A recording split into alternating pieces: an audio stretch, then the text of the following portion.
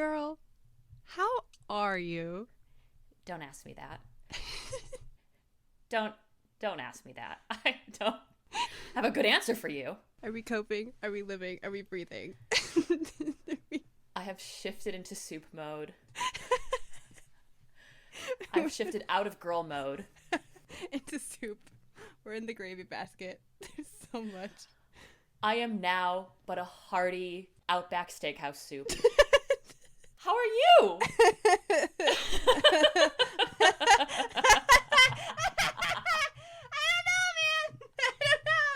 I don't know, but we're back. It's over, and we're back. Yes. We're back. We are so back, and it is so We over. are so back.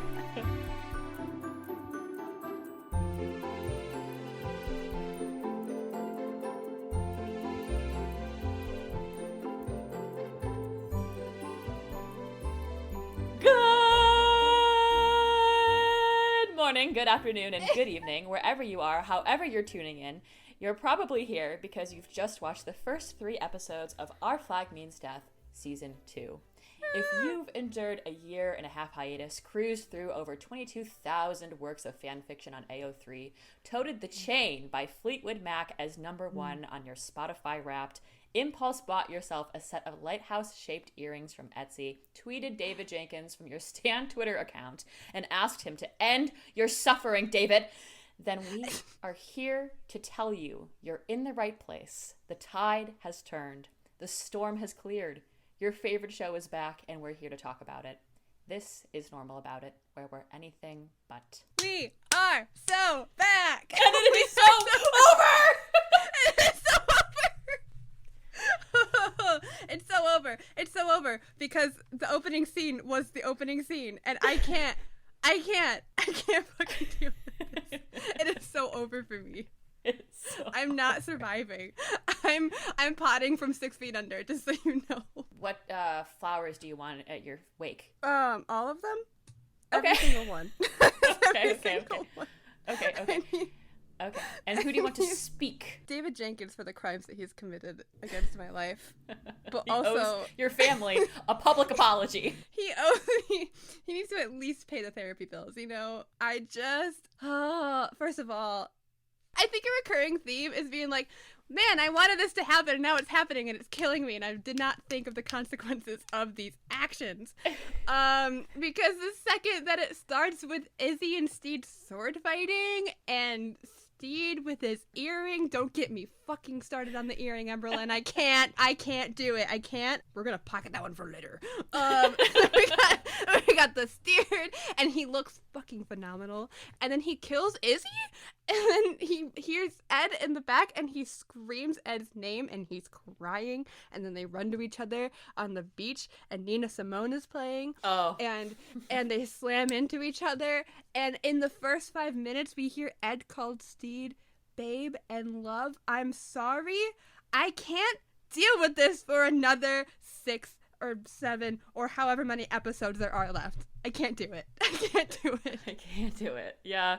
Yes. Oh my gosh. This was maybe my favorite scene from the entire episode, even though it was a dream sequence. I mean, it's everything. I feel like this opening is great because it does 2 things for us. First, we're getting exactly what we want right off the bat, right? Like, yeah. The writers, David, whomever, they're saying, here, we know this is exactly what you want to see in an ideal world. And even though it's a dream, I feel like it alleviates some of the tension that the viewer is feeling about waiting so long to see these 2 reunite. Just to get a little taste.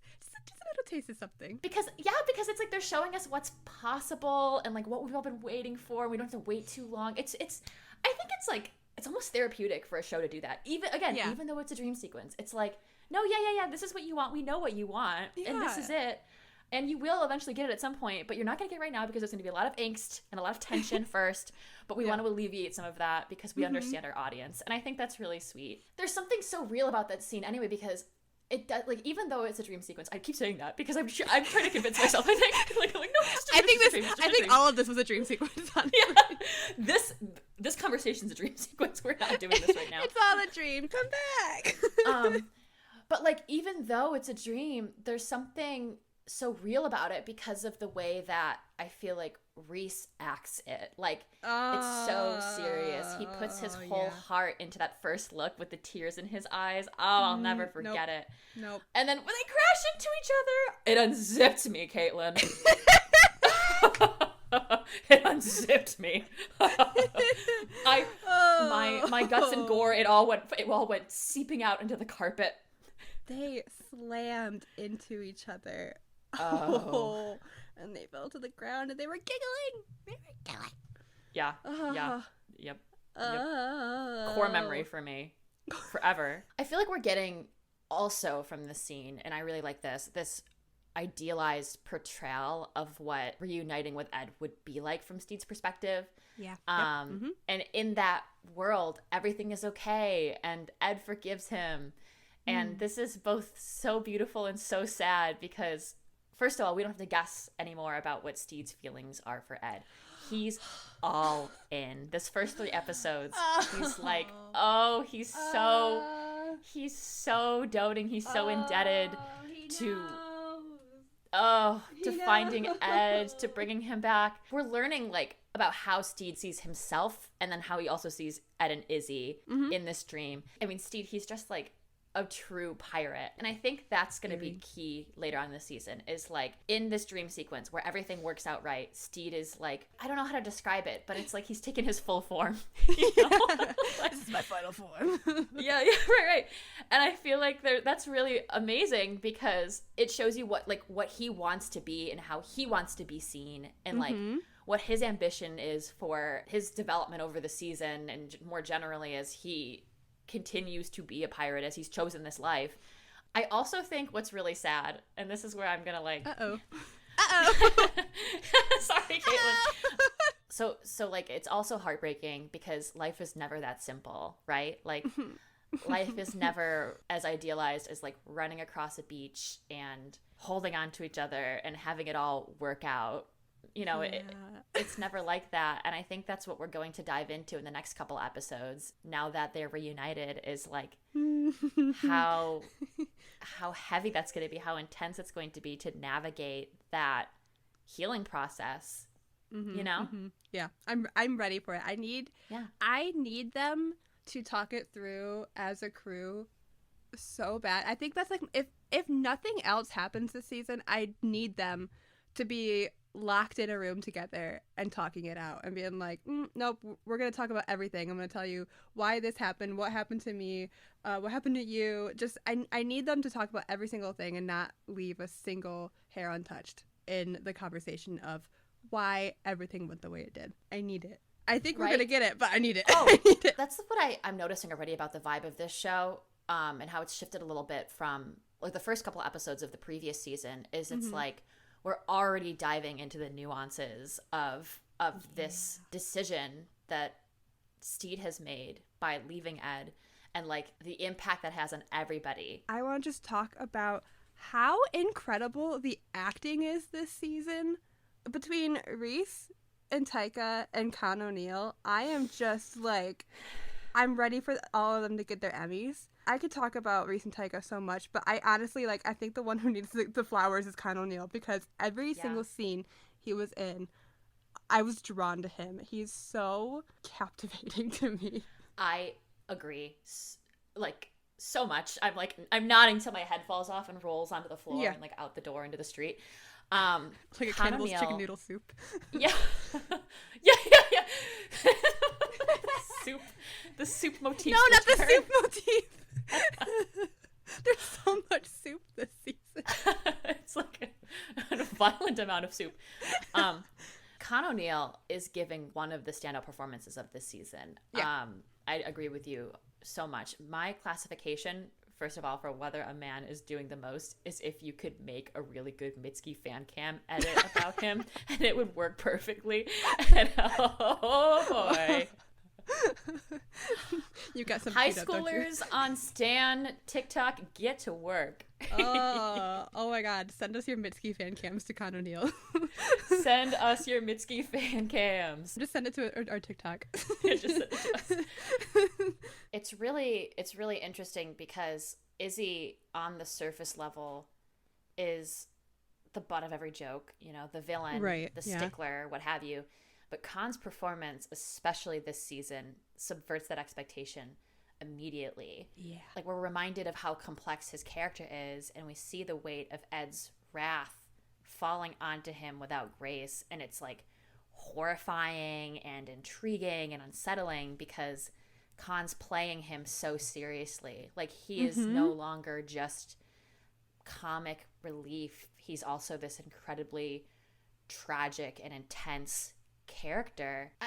And also, I think on the writer's part as well, that's a really great move to show us that his character exists in a gray area where you might rightfully question his morality and his perceived homophobia from the past season and his motives. But at the same time, there's a part of me that roots for him a little bit and is compelled by how he's reacting to Ed's plight. You know, like say what you will about him, but I think we're already starting to see how his motives this season are shaped so much by this idea of, like, not just like him, I think, indulging his own personal interests, but also of protecting the crew and like this idea of belonging to something. And that's really fascinating to me. I think we have on our hands the makings of an exceptionally fleshed out character. It's just incredible because it's not like they're giving him a redemption arc in the way of like, we're just going to forget everything that happened, because like he has love for Ed, but mainly he has love for Blackbeard. He said it last season, like, Blackbeard is my captain, not Edward. And he pushed Ed into becoming this Blackbeard persona. And now he is seeing the consequences of his actions and having to live with all of that. Like, he did this. And he even said to Steed, you and I, we did this to him. Like, he included himself in the whole, like, it's not just Steed who made Ed this heartbroken person. Like, Izzy had a hand in it too. And I like that we're not just forgetting that, but that Izzy is starting to realize, like, oh, maybe this isn't the life I want to live anymore. And like, because he saw, no matter how much he hates Steed, this family dynamic that he can have. He now, like you said, belongs to something. And as Jim said, he's a dick, but he's our dick. You know?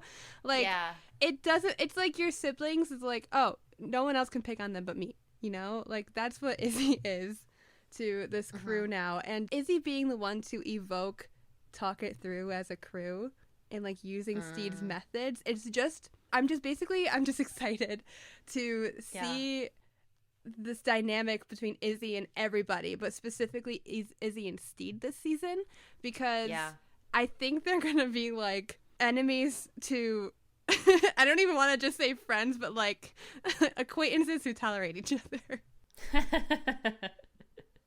I don't think I realized until we start to see them interact with each other in episode 3 how much I crave more of Steed and Izzy's dynamic. Yeah. Like, they are now sparring partners and allies, and they both recognize that they're solely responsible for what happened to Ed. And I think that's so fascinating. To take Izzy's character in that direction specifically is incredible, because I think that we're realizing already that, like, he's not the central villain of the season. Like, there's going to be someone else. If you've watched a promo or, if, you know, you've kind of picked up on some of what goes on in the first episode. I think that line that is just stunning to me, that Khan delivers, you know, you and me did this to him, and we cannot let our crew suffer for our mistakes. It's so incredible because it speaks to, I think, what Izzy's motives really are. And I think this is in part why he treated Blackbeard with such reverence for so long, is like the pirate's life, like the experience of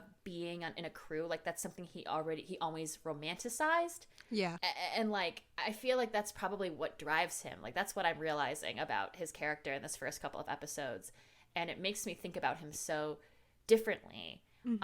You mentioned that he goes along with the rest of the crew in not sharing with Steed that they've maimed Ed. And I think that's interesting because it's almost like he's a little apologetic for Steed. Like, he's trying to spare him the grief of learning that Ed is dead just as much as the rest of Ed's crew is, that has in the past been loyal to him.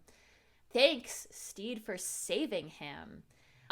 Which is another one of my favorite scenes, when they have that moment where, you know, you see everything from Steed's perspective. He's like breaking down a little bit, and then Izzy comes up to apologize to him, and they kind of do this great shuffle, this great tango past each other, because Steed cannot face this man who has already betrayed them both in the past, and now on top of that is in part responsible for Ed's death. That is a scene that I rewatched constantly. And this is where Reese's acting is just incredible. When they discover that Ed is quote-unquote dead, the way his face falls, the way his eyes slowly lose the light in them, and then for the whole crew to be in the brig, you know, awaiting their execution, and for Steed to slowly and solemnly approach them, and for Izzy to be like, "Go on, Bonnet, give me your worst." And Steed's worst is silence. Yeah. My heart stopped in that moment because it is devastating. The looks that he gives them and just the utter silence, and the most that he can do is just like bang on the cage walls and then just walk away slowly and silently. And what more can he do? Because to show any vulnerability in that moment is to put more of a burden on his crew. Yeah. You can tell, like, that's when things switch for him. Like, his priority becomes in that moment to get his crew off the ship, back on the Revenge, and to restore things and to move forward. And he needs to prioritize that over his grief in that moment. And I feel like you see that decision being made in that moment. And it's so...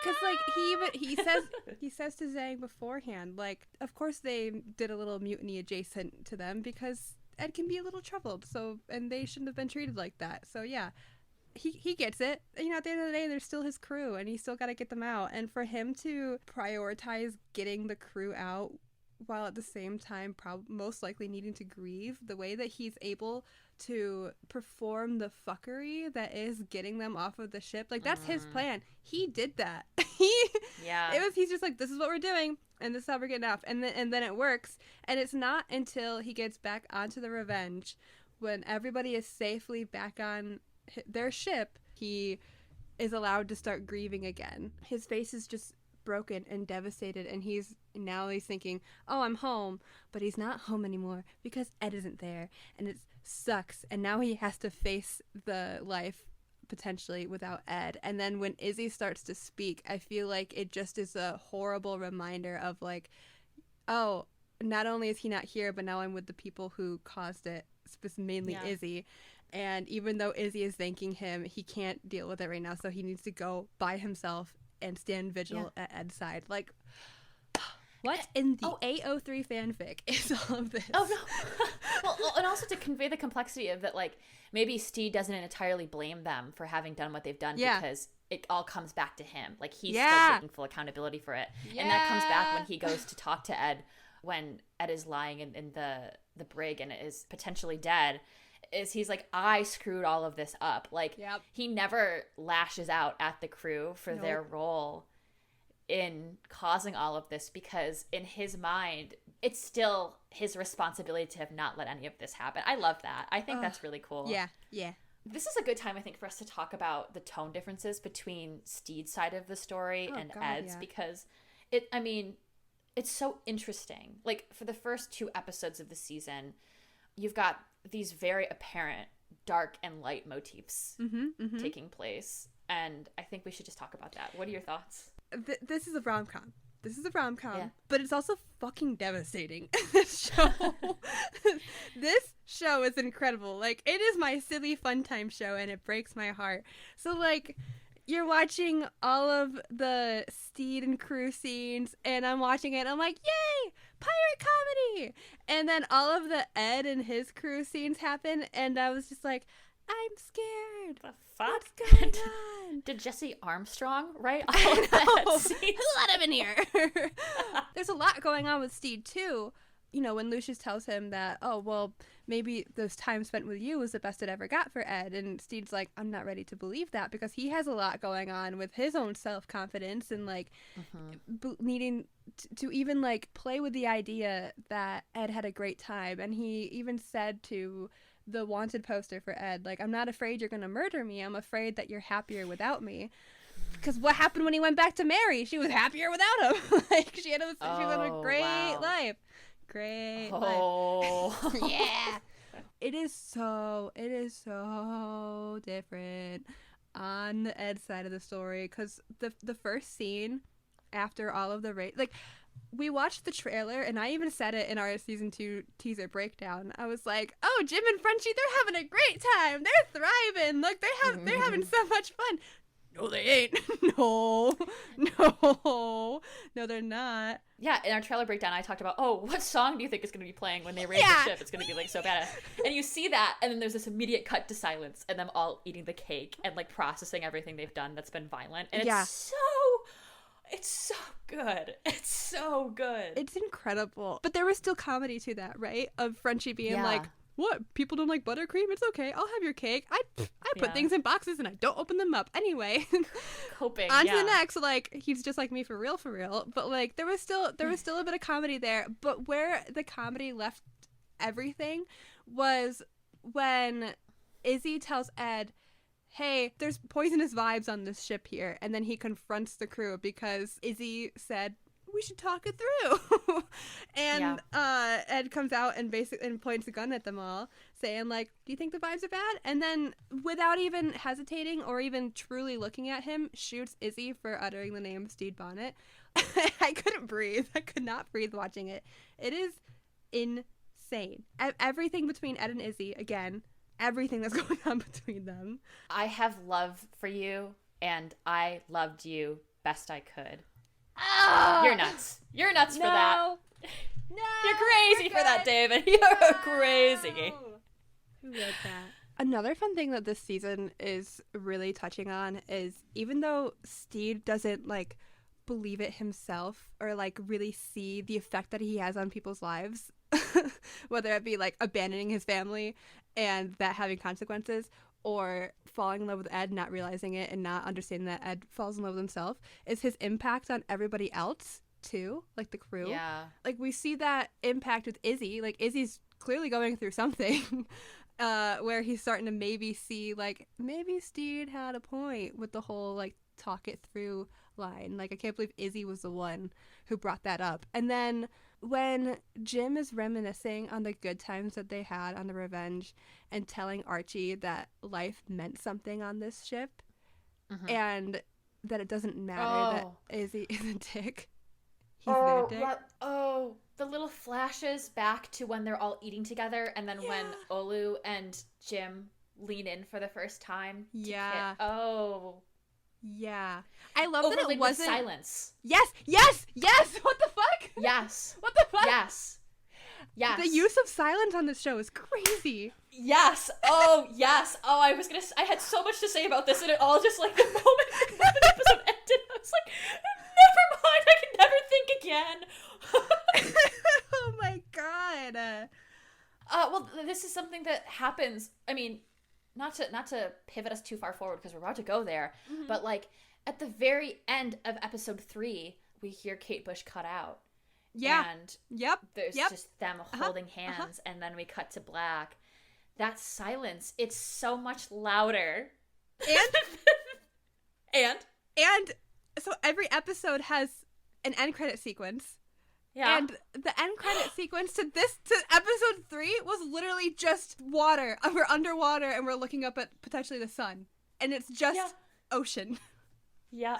Yeah. And you just have to sit with it. You just have to sit with that. You just have to. The processing you're forced to do when there's nothing to distract you. Yeah. Like, the way that you're meant to just take the weight of everything that's happened in those seconds. Yeah. I mean, the use of music in this show, it's incredible. Unmatched. It's I think when you have creatives that's like, they love, you can tell that, like, hitting a certain beat in a show is their passion. Like, they're thinking about the musicality of the story they're telling, and that comes through in, like, the songs they choose, when they choose not to use music, when they choose for there just to be silence, when they choose for there just to be, like, atmospheric sounds, like, that all comes through. Like, sound editing is so important. People don't understand this. Going back to the Marvel world, where, like, two people will be having, when it's like, not to take us off the rails, but you're ever watching a movie in the theater that is directed by maybe, like, Joss Whedon, and it's like, It's like, it'll be like the first scene you see, like the first scene will be like two people talking. It'll be like Captain Marvel and, I don't know, Tony talking. And they'll be like, Tony. Yeah. Tony. Sorry. But it'll be like, and then there's like an explosion. It's like, oh my god. Oh my god. What is wrong with you people?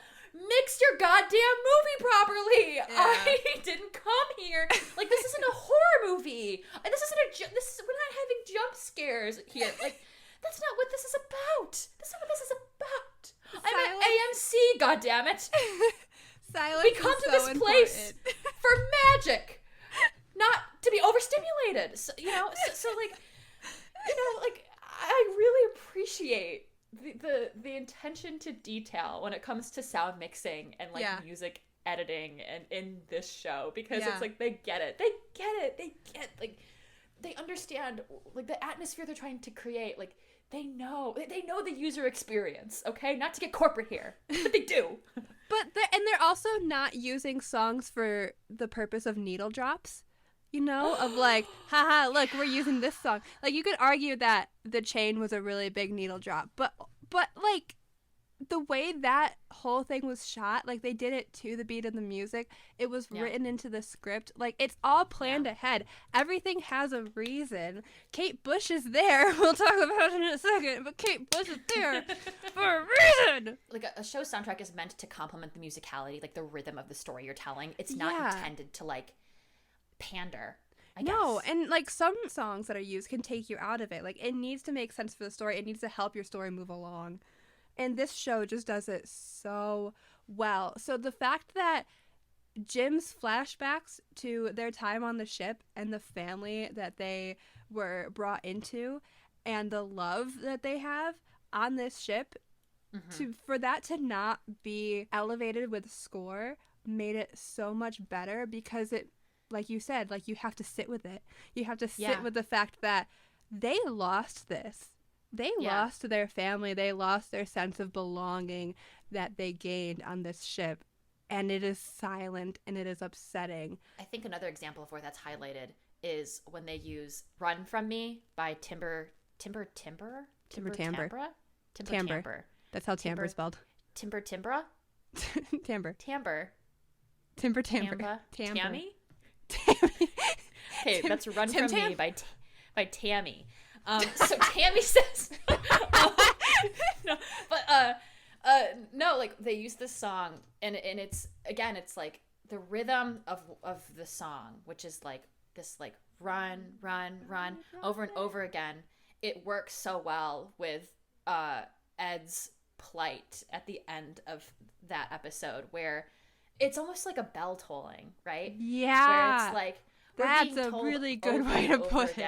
That this man's time is running out. Like, he's no longer like completely tethered to the reality where he moves on from this. And that's important. And that's important because that's kind of the point of the scene, is like, that's what he needs to go through in order to want to live. He needs to spiral. He needs to sacrifice the well-being of his crew and then have that final moment where he looks up and sees them all looking down at him before Jim hits him over the head with the cannonball. Like, all of that needs to happen. Like, he needs to see the consequences of his rage, of his actions, in order for anything to move, for him to move on, in order for his arc to continue upward.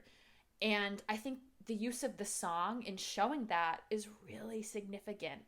Like, this man, he's a monster. He's a monster. And that's what the song is suggesting. You'd want the crew to be able to run from him, but they can't, because they're in the middle of the fucking ocean and there's nowhere to go, and they're in the middle of a storm and there's nothing they can do. Time has run out. That's what I love about the use of that song. Wow. Okay. Very cool. That was very cool. Thanks for sharing. Thank you so much. I feel like I'm fluctuating back and forth today between, like, just little sounds, little and, like, really and essays. and that's spiraling. That's what spiraling is. I love that was your take, because I had a completely different take on the song Oh. specifically, and it's because one of the lyrics, it immediately stood out to me because it said, "Run, my good wife." Oh. And I want them to be married. I want them to be married. There's so many marriage references. I can't fucking stand it. So obviously the whole wedding and the cake topper thing and Ed painting the bride to look like himself and he puts it next to the one that looks like Steed. Like, there's all that. And then during that whole scene, that song is playing and the second line is literally saying, run my good wife, run for me, baby, you better run for your life. And I took that as like, it's almost like wait, is this during the wedding scene? No, this is during Ed playing with the cake toppers when that's not the song I was talking about. What are you talking about? We're talking about the same song. Run from me, darling. That's what I'm talking about. Is it the one where they goes run, run, run? Yes. Like, yeah. But those are two different scenes, right? In the scene when this is crazy. Okay, so they use the song twice, right? Yeah. They use it because I know the run part plays. Hold on, I'm literally gonna pull up HBO Max because the run part plays when the storm is taking place. When does the cake topper scene happen? Doesn't that not happen? Wait, does that happen before? When I say cake toppers, I'm talking about when Ed is in the beginning of episode 2, is playing with the cake toppers. Because the storm happens at the end. The storm happens at the end, and so the cake topper thing happens. So the song comes back at the end of the episode and goes, and you get the latter half, like the oh yeah, it comes back all right, and it's so good. Oh. Okay. Oh. Okay, I want to make sure because you were talking about a different scene, and I was like, wait, I'm talking about this scene at the end. But we're talking about the same song because they use that. We're talking about the same song. Wow. Okay. This changes things. Okay. Wow, that's crazy. Crazy. You're nuts. That's crazy. So I immediately held on to the "Run, my good wife" thing because I see it as like, it's almost like a warning to Steed, almost in a way, you know, because the lyrics go, "Run, my good wife, run from me, baby, you better run for your life. And each time I see you, I contemplate what I love most of all, your swinging gaze, run from me, darling." And to me, it's like Ed very clearly and obviously is in love with Steed. Oh, yeah. But it's also like a warning being like, I love you so much, but also you hurt me. So run. Yeah. And also back to more reasons why I'm saying they're so getting married, not necessarily at the end of this season, but definitely by season 3, is in the "I Love My Baby" by Nina Simone, which is used in the first episode during the dream sequence. There are lyrics that say, "Just say you love me, and we'll go to the preacher man. Just say you love me, and before him we'll stand. We'll live our lives together as we go hand in hand. Just say you love me." And we already freaked out about the "if we got married" lines in the Prince song in our teaser. So there's that. There's just a lot of marriage happening. Oh, well, then there's also that bit when they're eating the cake from the wedding. Yep. And they're talking about the wedding. Archie says, "Well, I've never really been to another wedding, so I don't have a reference point or something like that." I'm paraphrasing. Yeah. And I just feel like when someone says something like that means something. It's like, why would you? You know, there are certain things that happen in my shows where I'm like, what's the point?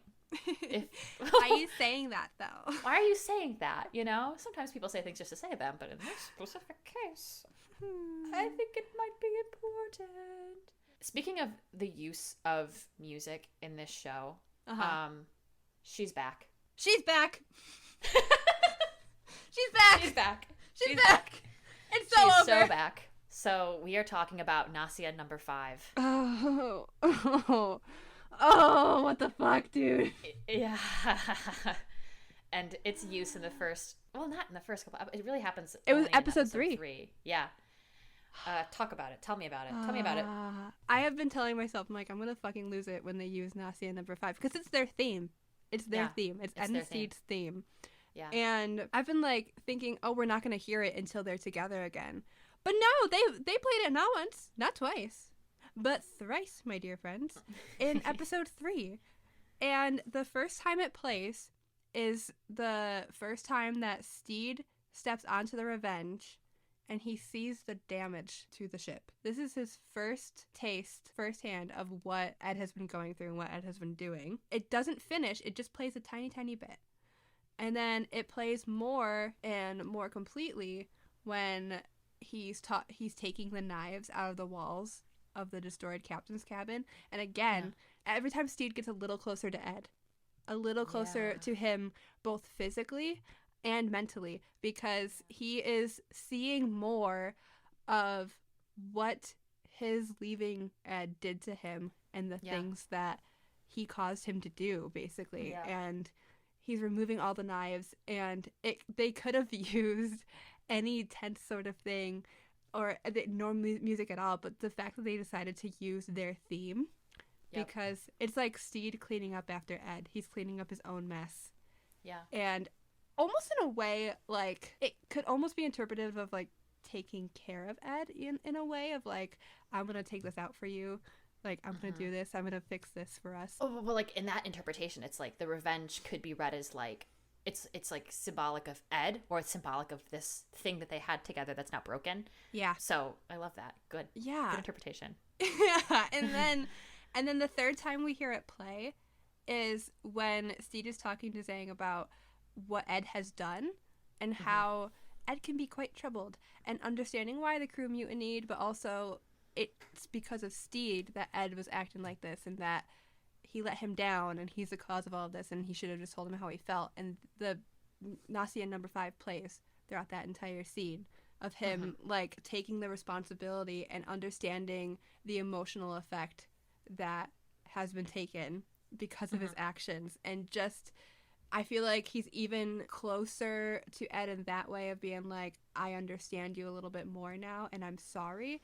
And then also it represents the growth, because Nasia number 5, not only is it their theme, but it plays every time something very important happens between Ed and Steed. It plays during the You Wear Fine Things Well.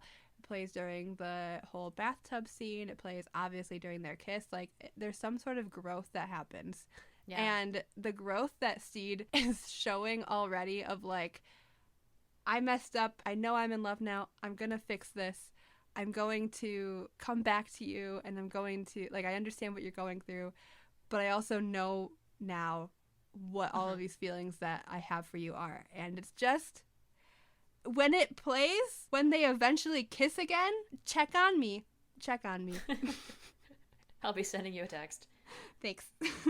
I think you've done a really good job of summarizing exactly, like, why the use of that song is so, it's so good. Like, it's so gentle. It's so good. It's so sad. Like, if you're a fan, if you remember the way it's utilized last season, it's so reminiscent of what they had, and it's so sad. And, like, the way it echoes a little bit, because it is an echo of what once was.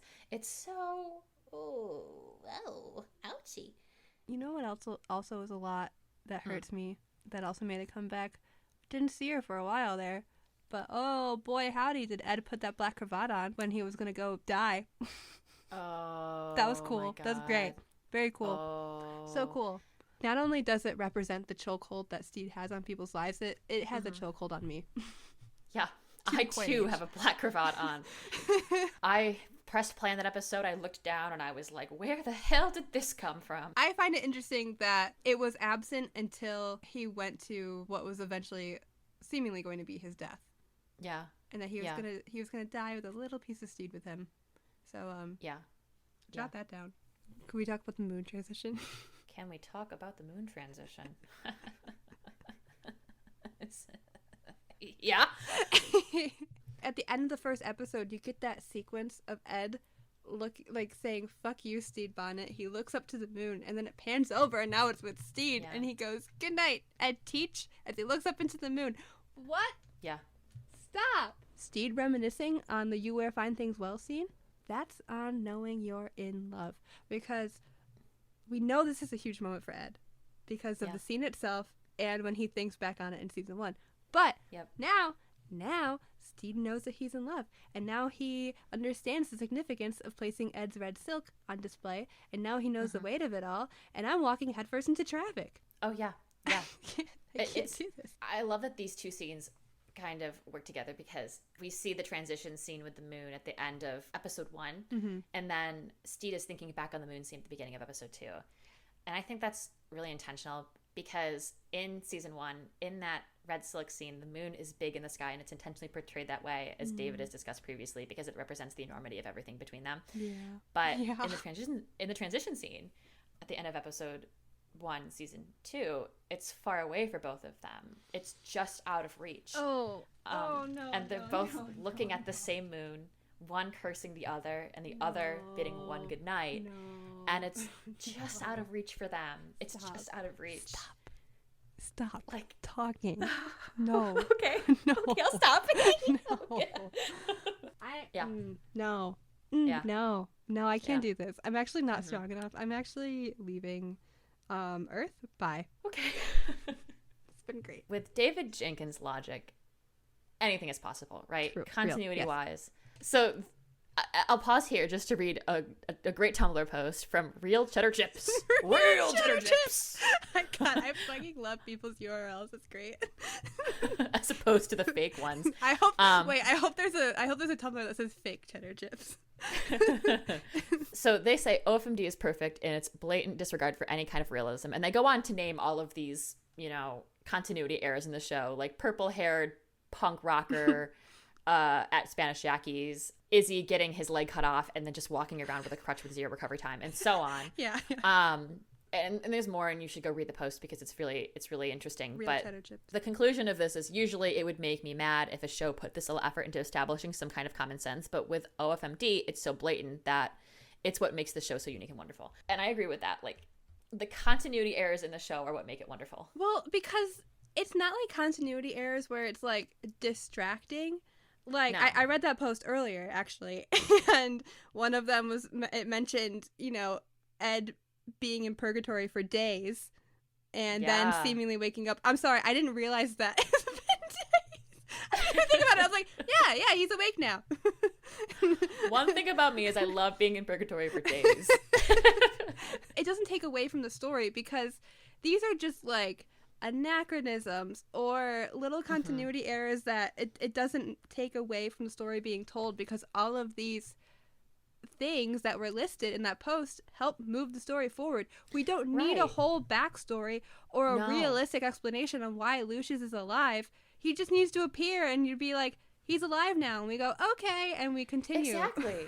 No, exactly, because I would argue they're not even errors. Like, I think that's the thing. Errors.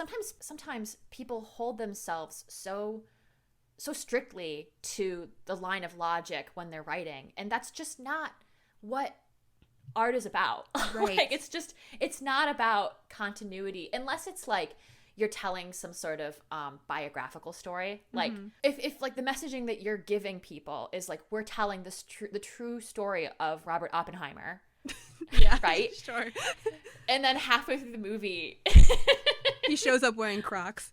Yeah, he shows up wearing Crocs. That would be weird. That wouldn't really make any sense. But this is not that show. Like, this is not the story we're telling. Like, all of these historical figures that actually existed hundreds of years apart from each other within the constraints of the Our Flag Means Death universe, that doesn't matter. That doesn't matter. And it's not because they're not telling anybody. Their story.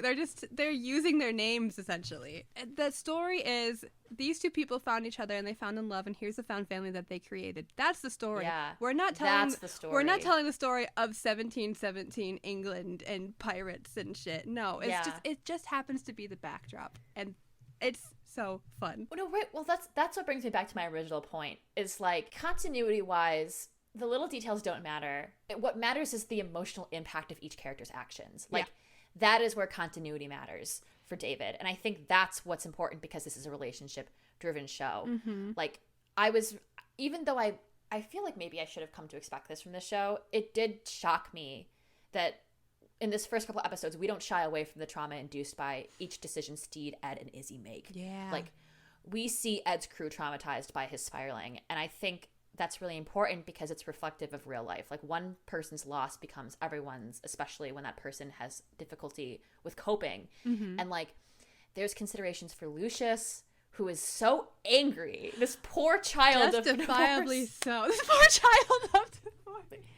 There's considerations for Jim and Fang and Frenchie. There's a really healthy acknowledgement that Steed and Ed's fallout doesn't exist in a vacuum that I don't think other shows would pay as much attention to. Like, in other worlds, like, a writer might just reset a lot of these elements and have those supporting actors play a role where they're continuing to banter and it's not affecting them at all. But I think it's important that each writer is thinking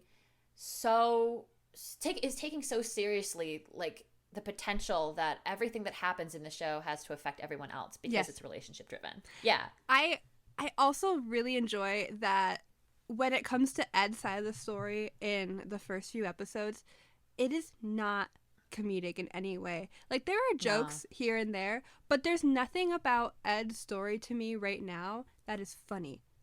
And it shouldn't be, because he's going through so much. Ed is such a layered character, and that's why, like, Taika is doing such an incredible job just showing all of that. Like, one of my favorite examples is when, you know, after he has had his night sobbing in what I'm, like, it could be just the cabin, but I'm also just clowning so hard for the auxiliary wardrobe to still be there and intact. So he's in the auxiliary wardrobe crying with his cake toppers. And after that, he's like, I'm good now. It's all fine. I'm all chipper and all of this. And, like, be like, oh, no more drugs, no more booze, and no more Izzy. Like, everything is fine. Yeah. His eyes are insane. First of all, Taika's eye acting is incredible. But, like, he is lying to himself. He is putting on the fuckery that is Blackbeard and the Kraken. And it's all protection for him because he thinks that this is a lifestyle that he, like, he was told to put on, and now he's stuck in, and he clearly doesn't want to be, but he also doesn't feel like he can show that weakness. He thinks he's unlovable. He hates himself, and there's so much under that, but then he's also pretending and being like, nope, everything's fine now, but also you can tell he knows that you're lying to him. And then also, the second that Frenchie leaves, that, like, artificial light in his eyes leaves him, and he is back to being, like, upset again and horrible. There is nothing funny about Ed in the first 3 episodes, and it, like, not even Jeff's in by the sea. Like, that was kind of funny until it fucking wasn't. And well, like, to me, I feel like, Jeff's in by the sea. I feel like that, to me, represents, like, kind of a pivotal moment in the show, because in Purgatory, where Ed is taking the space to finally acknowledge his self-loathing, he's also kind of acknowledging that that's what he wants, is, like, someone to play with him, like, someone to be fun with him and, like, kind of yes and with him and improvise. And, like, it's so sad because, like, that person is still in there somewhere, probably. Yep. And the story that he's telling himself while he's in Purgatory is so different than that. It's driven so much by how unlovable he feels, and it's like, oh my god, it's just so sad. It's so fucking sad. Oh, you know what's a moment that I replay in my mind over and over again is the Lucius and Pete reunion. Yeah. Oh, that was so good. It was so good. First of all, like, the second that they said, oh yeah, there's actually, like, another male passenger on this boat, I was like, we know who it is. We know. We know. And I still yelled as if I didn't see it coming. I also didn't anticipate it at all. I was like, who is it? Who could it be? I didn't think about it. So when it happened, I fell off the couch. I was like, oh my god, I forgot. Oh my god, he's alive. Why am I gasping? I already knew this. But oh my god, it was so cute. It was so cute. Like, because I feel like these first few episodes are so heavy, and this was just such a light in the darkness. Like, the look on Pete's face, it's so good. They're so cute together. Good. The way he runs to him and just grips him, and he's, like, crying into his shoulder, and then they fall down to the ground together, and then the rest of the crew pile on top of them, and then after the title card we come right back to Pete and Lucius, and Pete being like, I thought you died, and Lucius goes, yeah, I think a lot of people did, and I say, no, just Pete, but then he's like, you have a beard now, and he loves it, and then he kisses him twice. They are everything to me. It's funny too because in the first episode, I love the first episode, but I'm like, something's missing. I feel like something's missing. And the second Lucius showed up, I was like, that's what it was. It's you. It's you. It's you. If you go back and watch that scene, the scene where they kiss on the boat, I love it because when they pull away from each other, Samba is like in the background, just between them, like with his just like grinning like a schoolgirl at them. It's so funny. That's cute. And that's before he asks the fatal question, like, so why Rat Boy? Oh my God. Which, by the way, speaking of David Jenkins subverting expectations, I think this is really fascinating because we were all like, he's in the walls eating paper. And David was like, he's on ships eating rats. Yeah. Actually. Like, okay, David, whatever you say, man.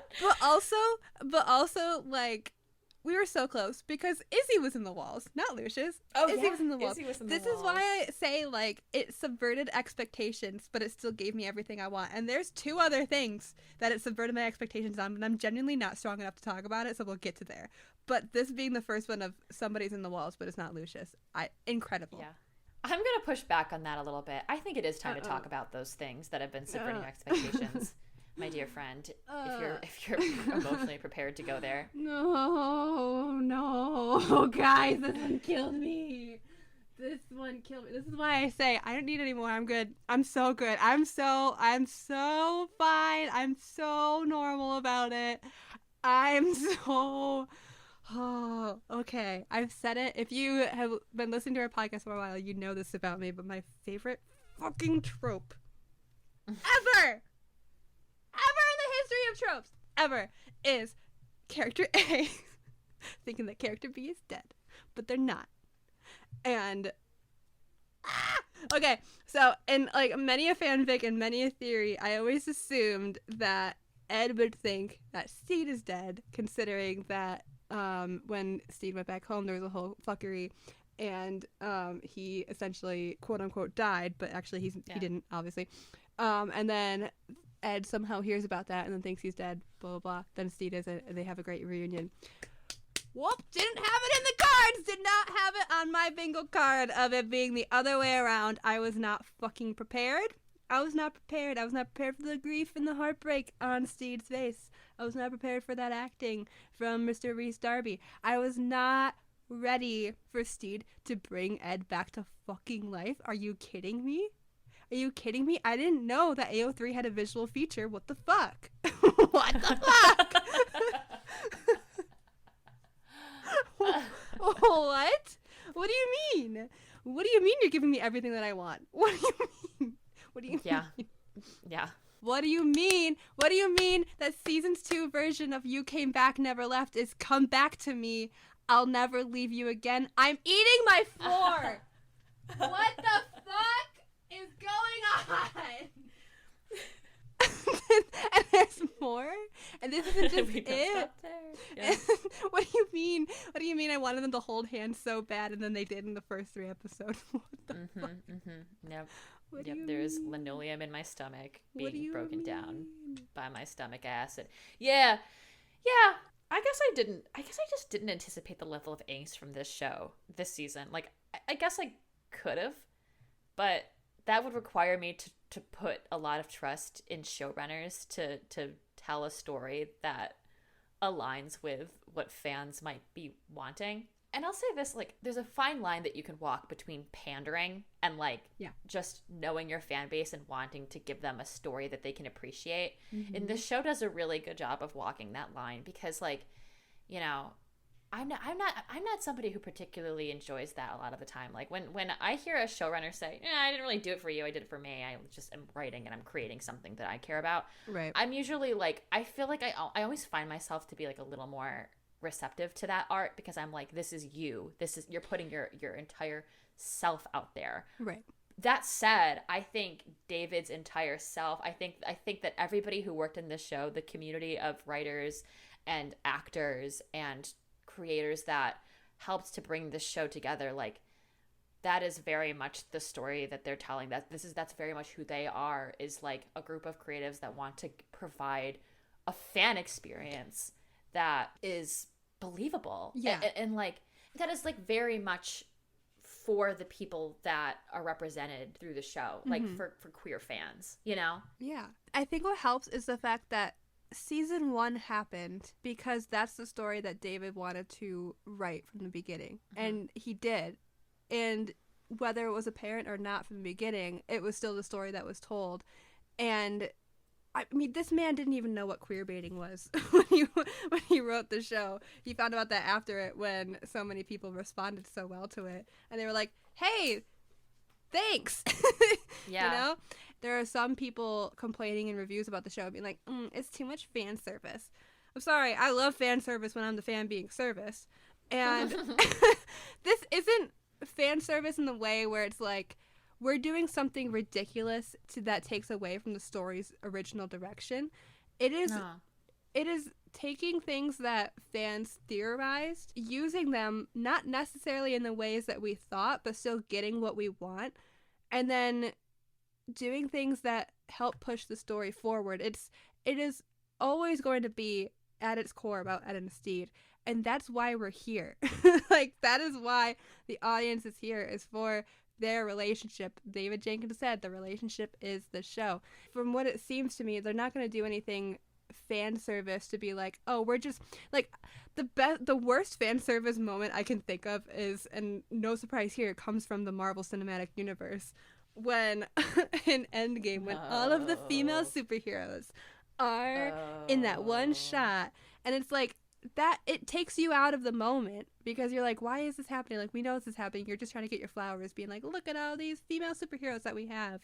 It's not taking you out of the Our Flag Means Death story. It's giving you treats along the way of the story that they already want to tell. It's not, oh, the fans wanted this, so we're doing it. It's, we want to do it too, and the fans also said this. Isn't it so great that we all want the same thing? You mentioned that Marvel scene, and but I started like my knuckles are whiting just like thinking about it.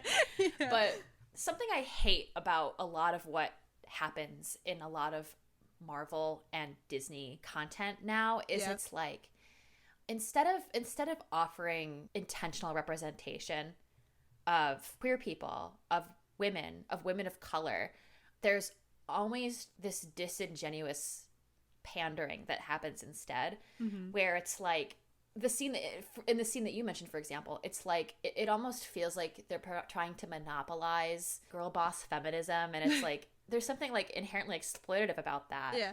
Because it doesn't feel genuine. Like, it just feels like you're trying to do something that's gonna make everybody in the audience go, oh, how brave of them to acknowledge women. And they go, box checked. Yeah, exactly. We don't have to do anything else. And I think the difference between that and what's going on here is this is all incredibly genuine. Like, this all comes, not to say that it didn't come from a good place for somebody in the writer's room at Marvel, but like, it comes for everybody involved, almost everybody involved. I don't want to speak on behalf of the networks because I don't generally think they come from a good place, but like, for the showrunners, for writers involved with the show, it really does seem like there's a really clear, serious intention behind everything they're doing. Like, it's all genuine. It's all authentic. Like, even if it's campy, which, by the way, is what the show is, and even if the fans love it, which of course they do, that there's nothing wrong with that because it all comes from the right place.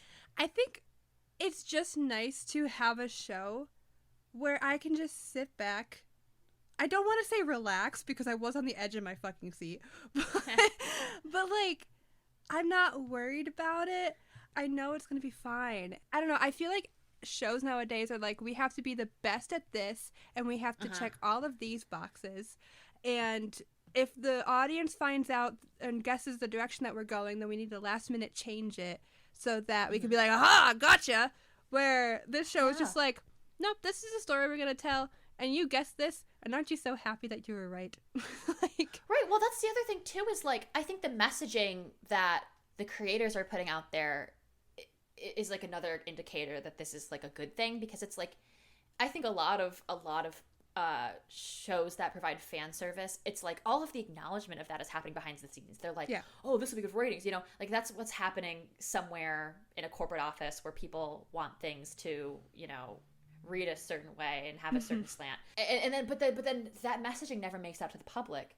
So then, you know, when fan service happens and the creators don't acknowledge it or they get defensive about it and they're like, we're not sellouts, you know, it just doesn't, it's not great. It's like a celebrity going to get plastic surgery and then being like, no, I didn't. You know what I'm saying? It's like, okay, there's like the lack of transparency there is a little concerning because it seems like it really reads like you're trying to manipulate people. But then for a show like this to be like, this is for you. This is, that's the point. If you're complaining about fan service, if you're complaining about it, then you're this misunderstanding. This is not the show for you. This is not the show that this for is you. not a problem. This is for you. Yeah. This is for the fans. That's the point, you know? Yeah. And like, I feel like that's what the other thing that's driving the show successfully is like, there's these really vulnerable moments between David where he's like going to Times Square and like meeting with fans, and like Reese and Taika who are like, you know, super responsive to fans, and like all of the supporting cast. There's just never this sense that like these they're folks, above you. Yeah. They understand how important the content they're putting out is to their fan base, and they're respectful of that. Like it's like an unusually, I don't, you know, there's obviously power dynamics that play always, but it's an unusually healthy relationship, like parasocial relationship. Speaking of a scene that I think is probably gonna get some attention from folks that don't love the pandering aspects of this show, but I'm ready to defend like, Don't Tread on Me style, because like it's just, oh my gosh, like the vision that Ed has when he's dying. Oh my god. Oh my god. David Jenkins, where were you during Mermaid? That was my first thought. Was like the moment we see Steed as a mermaid, my first thought was, oh, this has got David written all over it. I don't even have to know David personally to know that this smells like David Jenkins. Like there's no one else would think to do this. No one. My first thought was there's gonna be a specific group of people online who are eating this shit up, and I'm so happy for them. I'm so happy because I've seen all the fan art of them as mermaids or Ed as the Kraken, and like I can't say it's my go-to things, but I think it's incredible, and I think it's so creative, and the fact that this came true. Little merman Steed was the light calling Ed home, his lighthouse even. What the fuck? What? I'm so that's also beautiful. It's so beautiful. Yeah. Kate Bush is coming to my house. Oh. Punch me in the face. I had such a visceral reaction to that because I've heard that song so many times, like used in different TV shows for like really charged emotional moments. Oh, really? And I feel like for it to be used this way, and I know this is something that the show's music supervisor talks a little bit about, is how like they had chosen this before. Yes, before Stranger Things used Running Up That Hill, and then it had happened and they were like, oh no, like they're gonna think we're copying them, and ultimately decided to move forward with it because they felt it fit the theme so well. I think that's amazing because they were right. They were absolutely right. They were absolutely right for that. The vision that David had for like this specific scene, I think it shouldn't, on paper it doesn't feel like it would work. Like there is something like, If David Jenkins were to come to you as like a music supervisor or somebody in costuming and be like, this is what we're going to do, and it's like, we're going to make you a merman, Reese Darby, and like to say all of that, I feel like I would also be like, what? Like, what are you insane? David Jenkins, what are you on about? But it works. It works. And it works. It's true camp, which should not be a surprise to you. Like if you're watching the show and don't expect camp, then like, wrong show. If you're watching a pirate fantasy rom-com and one of the characters in the dream sequence where one is underwater because he's essentially dying, but he's being brought back to life by the man that he loves, and that man doesn't come to him as a merman, I would be disappointed. It's not cringe, you bastards. It's camp. It's beautiful. I sobbed my little eyes out at that scene. I've watched it a million times and not a dry eye in the audience here, my guy. Oh my god. The second the flashbacks start playing, stop. Oh yeah, that got me too. Stop. That's what killed me. And the music is like at its most like climactic. Yeah. Oh, and the lyrics are, I know you've got a little life in you yet. I know you have a lot of strength left. Shut the fuck up. The fact that David Jenkins cleared that song and wrote that song into the script and said, this is what we're using. Trust me. Yeah. And it works and it reads and it's beautiful. And it's October, but this is going to be so high up on my Spotify Wrapped. I'm not going to be embarrassed about it. It is what it is. I am who I am. I am who I am. It's going to be Francesca, True Blue, and this woman's work. I fully Googled. I was like, when does Spotify Wrapped stop tracking what music you're listening to? At the end of November. And I am fat and surely fucked. I saw that headline that was like, that merman sequence was inspired by Jenkins' desire to see Rhys Darby as a merman. As he should. Yeah? As he should. I'm sorry. Right. This is why I fucking love David Jenkins, because he goes, this is my show. I just want to see Rhys Darby as a mermaid. So I'm going to write it in because it's my show and I get to do what I want. And it's fucking incredible. I literally have never respected or loved a showrunner more than I have David Jenkins. I think he's great. I never want him to stop. He's just doing it. He's just doing the most. I also love that this entire scene is practical effects. Yes. We love practical effects. And the fact that they had to dump Rhys Darby from a wheelchair to get him into the pool. And then he did that. He swam with a mermaid tail. And he did that. I think that's another reason it works so well, because if it hadn't been practical effects, like, I don't know if it would have really worked the same way, you know? No, it's beautiful. And I think we need to give credit to Gypsy Taylor, the show's costume designer, for begging them not to use VFX, because I think if you're somebody who does like practical effects for a living, like, you know that, like, even though it takes a lot more effort, a lot more time, a lot more money, it's really in a lot of cases the superior way to tell a story. Like, and I feel like a lot of big studios are missing that now, right? Like, that's what gives art its heart. And like, also to be able to send someone off who has that creative bug and say, what's your interpretation of like how this is going to go? And for her to design that fishtail and to say that she thought he would look like a sweet, harmless goldfish. It's like, oh my god. Yeah. Like, yeah. And the symbolism? Yeah. Because correct me if I'm wrong, but like, is it in Chinese culture, goldfish is lucky?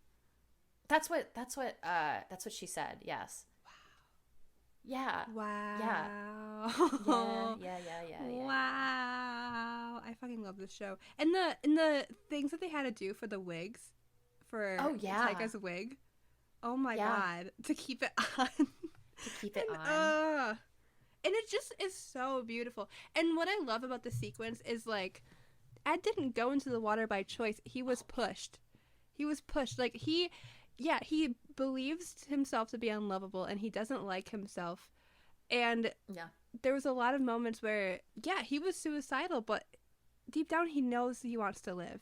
Because the horned ghost, if you will, tries to feed him soup, and then he's like, no, it's poison, I don't want it, because he wants to live. And he has to be pushed off of that cliff. He doesn't jump himself. And then as he's sinking down into the water, I think it was incredible that the second that Steed removes the cloth off his face, he has an immediate reaction. And he's just like, oh shit, I can live. No, I'm gonna live, damn it. Before he even registers that it's Steed's voice, he is trying to get the rope off of himself. And then when his face, when he recognizes that it's Steed who is there, I'm sorry, therapy bills need to be paid, and I'm not paying them. David, pay up. David, hello. You're gonna get a invoice from Dana. Dana will be hearing from you. We'll be hearing from you. The romantic tropes of this show that we've already seen, like the way his hand starts to twitch as he wakes up and he's trying to get Steed's attention, then Steed grabs it, and then the way that when Ed finally comes to, and you see his hand like fly up to grab onto Steed's just as tightly, and then the last shot that we see is them gripping each other so tight, never wanting to let go. Yeah. Sorry, my brain exploded. I can't do it. I thought I lost you there. You did. She might be gone. Okay. I genuinely, like, I don't know if this is how this season opened. Good luck, Charlie. I don't know what's going to happen the rest of the season because we haven't even gotten to the meat of everything yet. Like, I don't know what else could possibly happen. Yeah, I don't know what else could possibly happen. Like, we're in so deep. Like, each episode is so dense with content. Yeah. And not in a bad way. Like, no. It's all so much, but for all the right reasons. Yeah. That might be intentional. I think I read somewhere that, like, you know, the editors worked really, really hard to when thinking about pacing this season, and I think they're doing a really good job because that was one of last season's criticisms. Not from me, by the way. Not from me. Not from me. I feel like you can tell, though. I feel like you can tell that, like, everything's moving cohesively because they're hitting all of the cues. Like, they're hitting all of the timing cues for how the story's supposed to move. And I like that. I like that a lot. Like, never am I sitting there looking at my phone waiting for the next scene. I'm in it. Correct. You know? Yeah. And that's why I feel like the editing is so fantastic, because even though the tone differences, as we were talking earlier, between Steed's side and Ed's side, especially in the first 2 episodes, is so drastically different, it's not whiplash, but it's noticeable. Like, it transitions nicely, and then you go from, like, ha ha, to, like, oh my god, this is dark. Yeah. But not in a way where you're like, what show am I watching? I thought this was a comedy. It doesn't it doesn't take away from anything. It's just it's balanced. It is so well balanced. As we previously said, it is so over, and I genuinely can't fathom the fact that we're getting more episodes after this. Like, this is it. Yep. This is it for me. I can't. Yeah. Well, they fit so much into that first 3 that you're just like, okay. Thanks. Good. Thanks, man. I can live on this. This. Honestly, seriously, I would be fine. I'd be like, that's it. Great. Cool. Done. Don't take my word for that because I want the rest of the season. But I would be okay. But if I was, stranded in the woods, this would sustain me. This alone. Oh, yeah. This alone. I would not be foraging for berries. No, it would both be the cause. Like some common bitch. I would be thinking about this show and rethinking every moment of it. Replaying every second in my mind over and over again. Just laying down in some moss somewhere. Yeah.